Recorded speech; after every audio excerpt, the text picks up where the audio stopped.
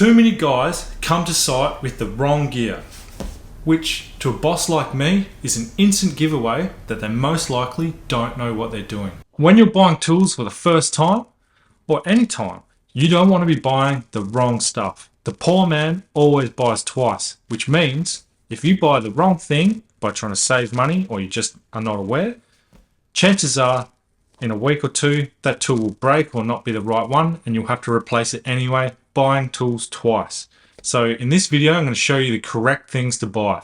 And if you're starting a job for the first time, first impressions count. So when you rock up to site, you want to make sure that you have the right gear.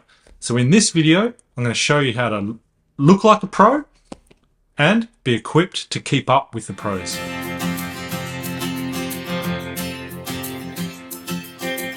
Alright, let's talk tool belts. So this tool belt I'm wearing now was my belt for about 5 years. So you can see the sort of wear it gets. The belt is about 5 years old and the pouches are about 1.5 years old. So you can see the sort of wear. This belt will last a very long time. So this is probably one of the most common belts in Australia that people wear. It's a Buckeroo belt, leather. And the thing weighs a ton. It's heavy. That's the downside of it, but it will last forever. If you're starting out in formwork, you don't need a belt like this. You can just get a cheapo belt. What's more important is the tools that you're bringing to site. So I have a lot of guys working for me who come and they have rubbish tools and it frustrates everybody. So it's really important that you come to site with the right gear. The idea is to bring the minimum tools that you need so you've got exactly what you need but nothing more. You want a hammer. Where's my hammer? So most common hammer in Australia is the E-swing. This is a typical formworker's hammer because it's been worn away from cleaning sheets.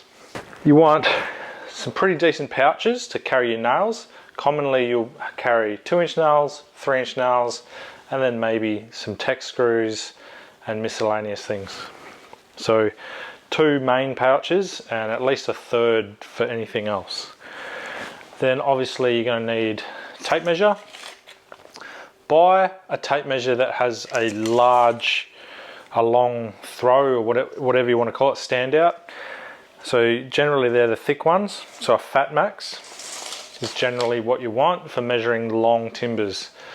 I use this, but I'm building smaller things, mostly stairs. I don't need to measure far, so I like a little lightweight tape. So this is what I buy. The other tool you will definitely need is a pair of nips for pulling nails out. Very important. The best brand is Nipex. And that goes in your frog. I like to carry it at the back. Other really important tool is your chalk line. I use red oxide. So the chalk line is used for snapping lines, and then you can cut along that line and it'll be straight. It's the easiest way to mark a straight line. A knife, really important. Use your knife for sharpening pencils. A pencil. I like these picker pencils. They're bright, stand out, you don't lose them.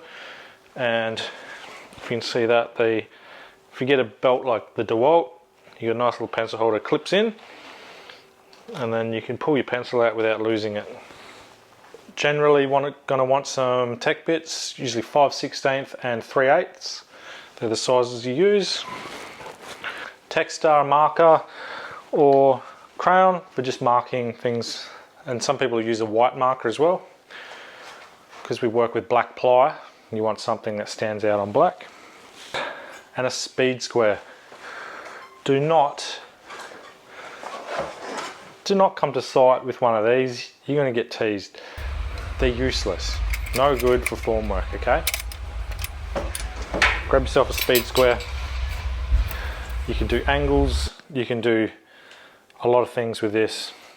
And now they're coming out with ones that have a level built in, which is really handy to eliminate one tool from your belt so that you can have a square with a level.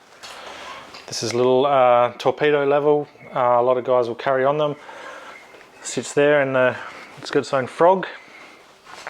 Very handy. They're magnetic, so you can use it to plumb up props and anything that's steel. But again, if you've got a square with a level on it, you don't need that. Probably want a spade bit as well, 19mm, pretty common.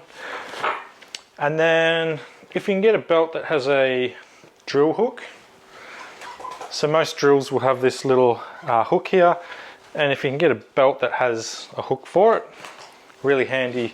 Shake around, you go upside down, knock it, and it won't come out. So that's really good. Pretty common nowadays. Carry nail guns, so it's good if you've got a belt that has a proper hook for your nail gun. Not many do, but basically you want to buy one that has a pretty strong outer pouch, so you can hook your gun there and it's not going to fall off easily. So the downside of these belts, of leather belts, is the weight. So the cheaper belts will be more of a fabric one, and you might get one for $30 and they're fine, they'll last. They're so cheap that you could buy 4 or 5 to one of these, and I used to use them for probably the first 10 years of my career, and I'm fine. I loved it. Lightweight, I carried the bare minimum, and that was it. Then I wanted something with a bit more support, so I bought this, and I used this for about 5 years, but it's just so heavy. To negate the weight, a lot of guys will buy the shoulder straps, which go like that.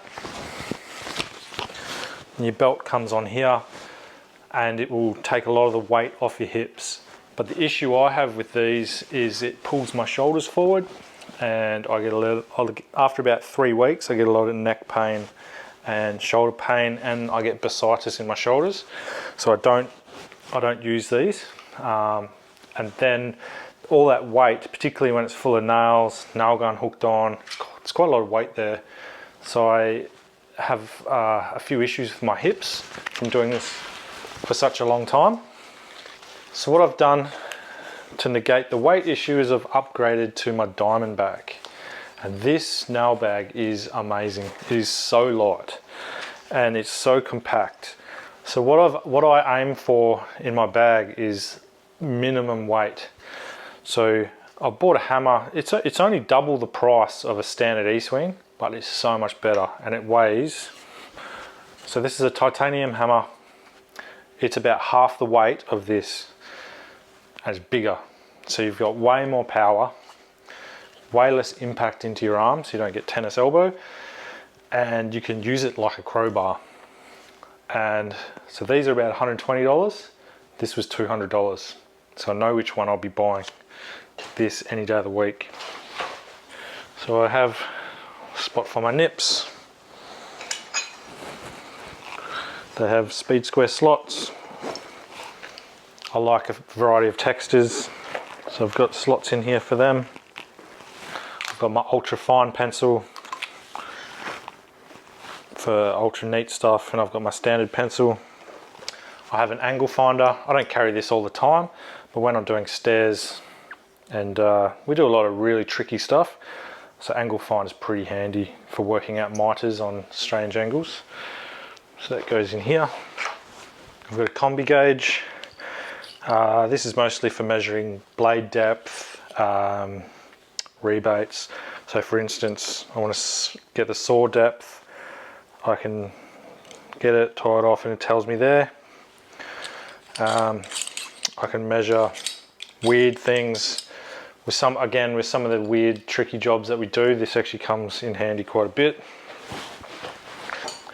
I've got my spade bits for drilling bolt holes. I've got my laser measurer so that when I'm working on my own I can measure long distances, and that allows me to carry a smaller tape. So it lives here. Got my knife, my small lightweight tape, chalk line.